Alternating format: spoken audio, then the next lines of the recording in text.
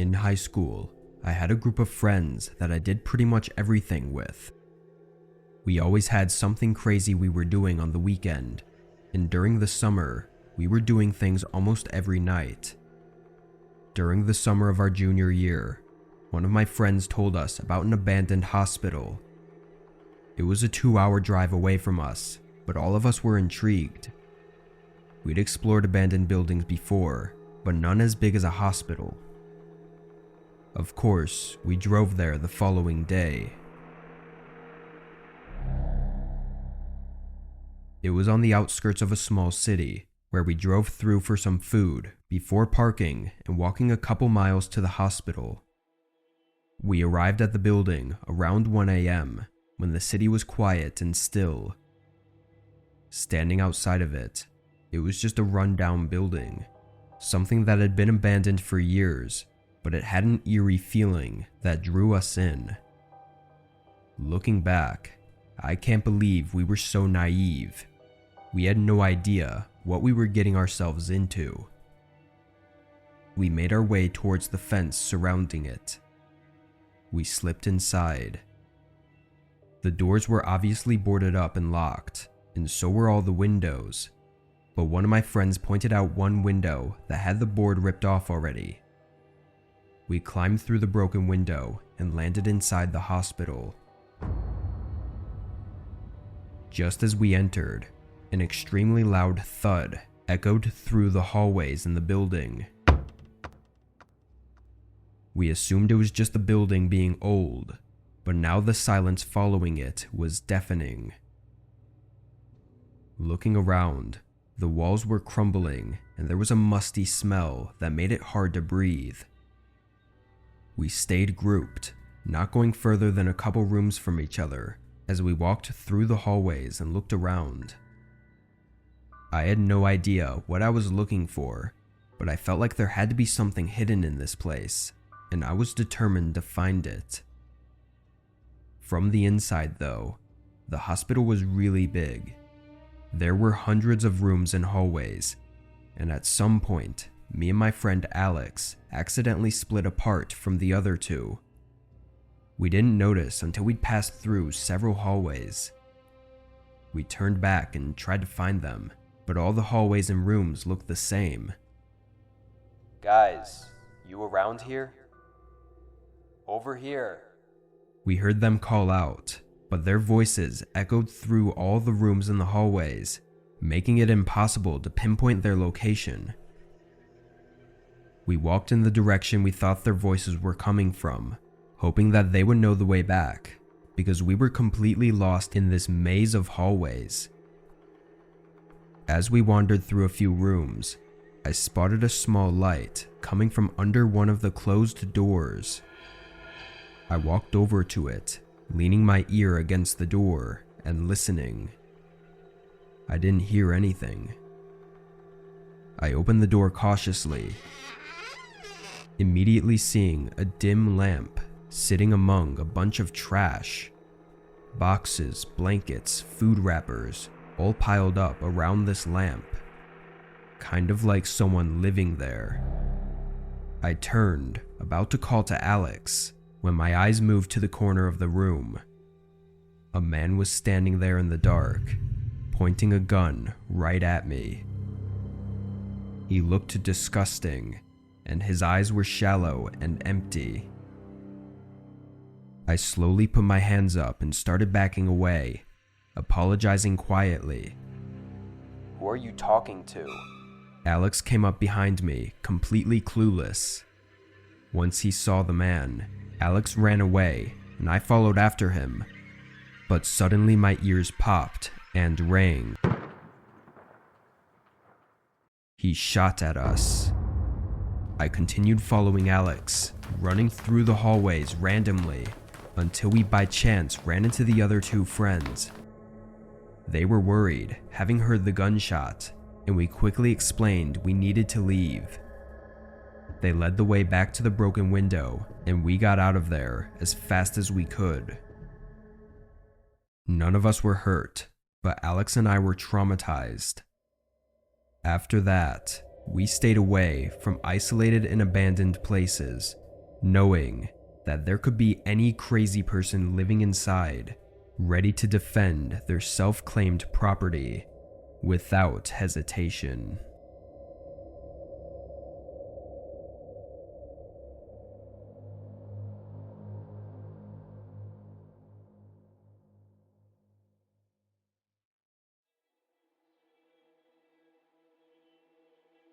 I was driving home from a family gathering a few states away. I booked a hotel for the first night and planned to finish the drive the day after. During the drive, though, there were a few delays, the biggest one being the main highway blocked off for construction. This added a ton of extra driving to my route and even got me slightly lost for a while. Eventually, the sun was starting to set and I was really tired. I still had 5 hours to go, and I was frustrated with all the delays, which only made me more exhausted. I tried my best to stay awake and tough it through the last 5 hours, but the long, empty road made it impossible. I saw a sign on the side of the road for a motel 20 miles down and decided to stop there and finish the drive tomorrow. When I pulled in, there was only one other car in the parking lot, which I figured was the motel employee. I got out and went inside. An old lady was at the front counter on her phone when I walked in. Just one room for the night, please, I said. She gave me a key and I went out to find the room. It was a single-story building, maybe having 10 to 15 rooms. I walked all the way down to the second to last room. I opened it up and turned on the lights. It was about as I'd expected, outdated and somewhat unsanitary looking. I guess that's what you get out in the middle of nowhere. I left everything in my car, literally planning to just sleep for a few hours and then hit the road again. I went back and locked the door, and as I walked over to the bed, I heard something from the room next to mine. A door closing, which in itself wasn't strange, but seeing as there were no other cars, and the motel was out in the middle of nowhere, it puzzled me for a moment. I then heard them walk across the floor toward the wall that connected our rooms, and then stop right next to it. If their room was laid out the same as mine, which I assume it was, then they were literally just standing against an empty wall. Regardless of whatever was going on in their room, I turned off the lights and got in bed, falling asleep pretty quickly. I jumped up to a knock at my door. I was a little unsettled and got up slowly, walking over to the door. Hello? I said. I opened the door. No one was there. I stepped outside and looked down at the rows of doors, seeing nothing unusual, and the parking lot was still empty. I went back inside and was even more confused now. Then I heard someone walking in the other room again, just moving around, almost sounding like they were packing or something. I got back in bed and tried to not worry about it. I lay there for a while, but couldn't really fall asleep. Maybe 30 minutes later, there was another knock at my door. This time when I got up, I checked the peephole and saw a woman standing there. I opened the door. Can I help you? Why are you knocking at my door? I asked in a fairly upset tone, being that it was so late. The woman said she was sorry, but she really needed my help with something in her room. Her eyes were bloodshot and she looked really tired. She pointed at the door next to mine. I asked what she needed help with, but she just said, "It's right here." I wasn't sure what that meant, but I stepped out and looked around the corner. She walked inside the room and turned around to face me when she reached the center, as if waiting for me to follow. There was a really creepy, eerie feeling that came in that second of silence as we looked at each other. I went back into my room and locked my door without saying anything. I heard her come back up to my door, trying to convince me to help her again, but I obviously ignored her. After about 30 seconds, I heard her go back to her room. Then I suddenly heard two men start arguing with her in that same room. I never saw either of them, so they must have been hiding. The three of them were yelling at each other for a minute. Then I heard the door swing open, and all of them running off. I called the police, but it took over 30 minutes for them to show up, and they were long gone by then. The lady working at the motel said she never checked anyone else in for the night, so they must have broken into that room. It's almost certain that it was a trap led by the woman to get me into the room, then get jumped by the two men. Who knows what would have happened after that?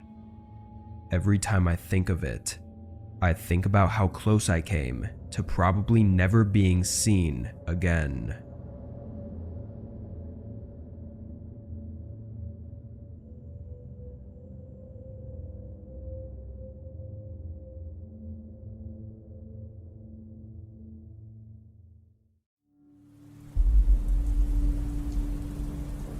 I deliver food on the weekends through DoorDash. I do it for the extra money, but also just to keep me busy since I haven't had much going on in my life recently. Most of the time, the job is really boring and uneventful. I drive to the restaurant, grab the food, drop it off, and repeat. Anyways, on this Saturday night, I decided to start around 7 after I ate dinner. Things were pretty slow, only getting 1 or 2 good orders an hour. I didn't mind, I would just sit in my car and listen to music. An hour or so in, I got an order from a fast food place to be delivered 10 minutes away. I drove through and got the order, then started toward the destination. Right away though, I noticed there was a drop pin location, not an actual address. It was at a small park that I was actually familiar with. I knew high schoolers like to hang out there pretty late sometimes, as I used to live right by there, so I figured it was just a group wanting a midnight snack. A couple minutes into the drive, I got a call from the customer. A guy on the phone asked if I had the right location at the park. Yeah, I'm pretty sure I got it. Did you want to meet me in the parking lot? I asked. There was a pause. Sure. Then he hung up. A bit odd, but nothing to overthink. A few minutes later, I pulled into the small parking lot by the park. Upon first glance, it looked completely empty. No cars, no people. I knew the park was down a short path, so I couldn't actually see the main area. But still, I expected to see something. I texted the customer, letting him know that I was waiting in the parking lot. A couple seconds later, I get a text back, saying he'll meet me halfway down the path toward the park. This was weird, because he said he'd meet me here. Before getting out of my car, I left my wallet under my seat. Call me paranoid, but at least if it was some sort of robbery, I wouldn't lose anything. I grabbed the food, locked the car, and walked over to the front of the path. A ways down, I saw someone walking in my direction. I started walking toward them as well, giving a short wave to show I was their delivery driver. The person didn't react to my wave and just kept walking. For some reason, this made me uneasy, and I looked behind me, seeing someone else now walking toward my car in the parking lot. I watched them until I was sure they were going straight for my car. I looked back at the man down the path, who must have realized I was on to them because he started sprinting at me. I ran back toward my car, yelling at the man who was now trying to open the doors. Once I got close, he started yelling for his friend to help, but surprisingly didn't run. I tossed the food and grabbed him, slamming him against the door. The guy was young, likely in high school or early college. He was struggling as I tossed him on the ground, away from my car. I looked back at the one from the path, who was still running at me, looking about ready to get in a full-on fight. But the one on the ground got up and ran away, and as soon as the other one noticed, he ran away too. My adrenaline was pumping as I got in my car and hurried away. I called the police, but nothing ever came of it. I'm just really glad that the one kid ran away, because if he hadn't, then it likely would have been an all-out fight, which wouldn't have ended well for any of us. After that, I never accepted any orders that weren't clearly being delivered to a safe address.